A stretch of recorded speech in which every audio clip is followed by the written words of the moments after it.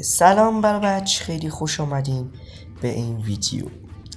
من دارکردم و امروز اومدم بهتون چند تا سید به شدت ترسناک بهتون بگم که این ویدیو اصلا شوخی بردار نیست و اگه خواستین به این تستش کنین مسئولیتش با خودتونه و من که دارم میگم این سیدو اصلا امتحان نکنید. لایک و کامنت و فالو فراموش نکنید که به ما کلی انرژی میدین و باعث میشه که ویدیو بعدی با سرعت خیلی بیشتری ساخته بشه. پس بدون معطلی میریم سراغ ویدیو.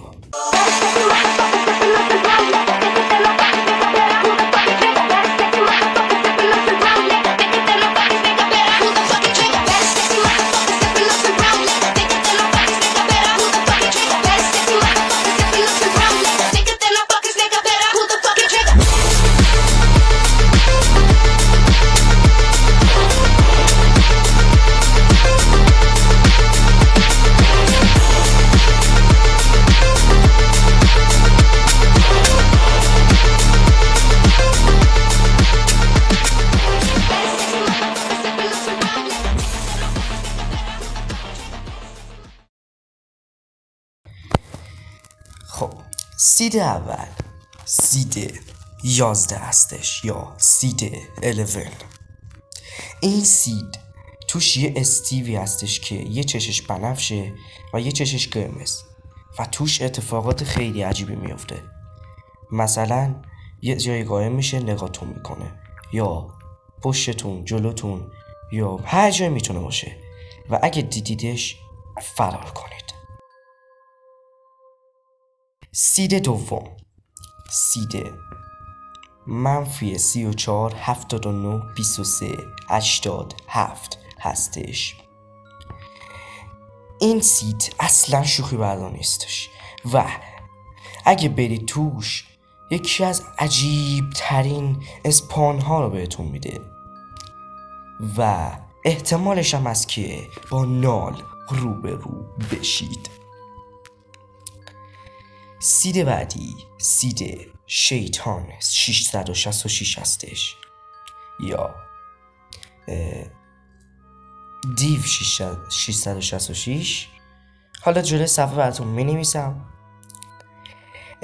اگه وارد این سید بشید همه جا خونیه، همه جا شیطانی و اگه برید بگردید و سروایو کنید میتونید با یه کریپی پاستا مواجه بشید.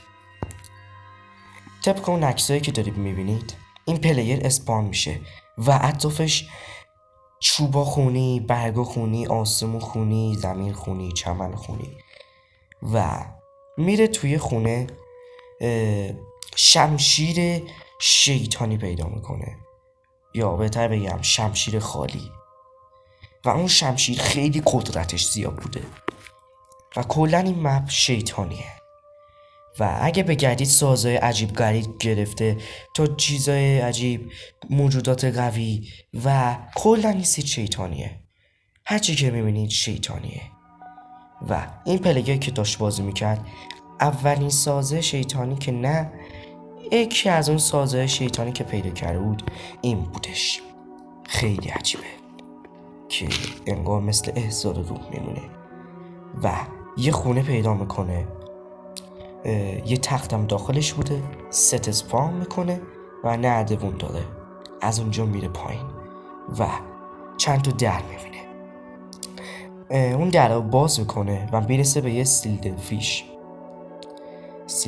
اشتباه فکر کنم گفتم، ما رو ولش کن.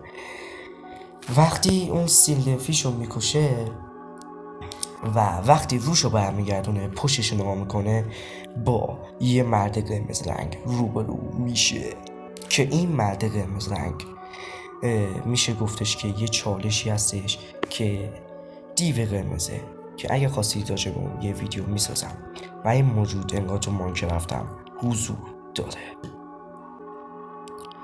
سید بعدی سید 666 هستش که این سیدو مطمئنم اگه ماینکرافت باشید همه تون میشناسین و بدون شک دارم میگم که این سید اگه واردش بشید احتمال داره که اتفاقات عجیب براتون میفته و نال هیروبران یا انتی 300 ببینید یا موجودات ترسناک‌تر از اون، از صلیب گرفته تا درخت‌های بدون برگ و چیزای عجیب غریب. اگه وارد غارا بشید اتفاقات عجیبی براتون میفته و اگه توی جزیره باشید اونجا هم اتفاقات عجیب براتون میفته. اگه اتفاقی عجیبی ندیدید بدونید که از هر 100 نفر 1 نفر اتفاقات عجیبی میبینه داخل این سید بعدی سید 3 تا 0 هستش که این سید واقعا ترسناکه و این سید فقط و فقط واسه ماینکرافت بدراک هستش. اگه بدراک پلیر هستید و دوست داشتید یه سید ترسناک پیدا کنید این سید رو برید تست کنید. البته باید سرور بسازید، سرور ماینکرافت، و این سید رو وارد کنید. اگه چیز عجیبی دیدید بیاید تو کامنت برام بنویسید. و راستش رو بخواید این سید 3 تا 0 یه موجودی داخلش هست که مثل بکرومز هست و یه موجودی تو بکرومز. اگه بکرومز بازی کرده باشید میدید راجع به چی دارم حرف میزنم و این موجود شبیه اونه و بدونید که گوشیتون بدجوری هک میشه و اگه دیدیدش ماینکرافت رو پاک بکنید. و دوستان اینم بود از ویدیو ما. امیدوارم که از این ویدیو لذت کافی رو برده باشید و سید بیشتری براتون سعی میکنم پیدا کنم و اگه حمایت از این ویدیو زیاد باشه ویدیو بیشتر براتون میذارم از این سیدای ترسناک و منتظر ویدیو بیشتری باشید. برید ویدیو دیگه نگاه کنید.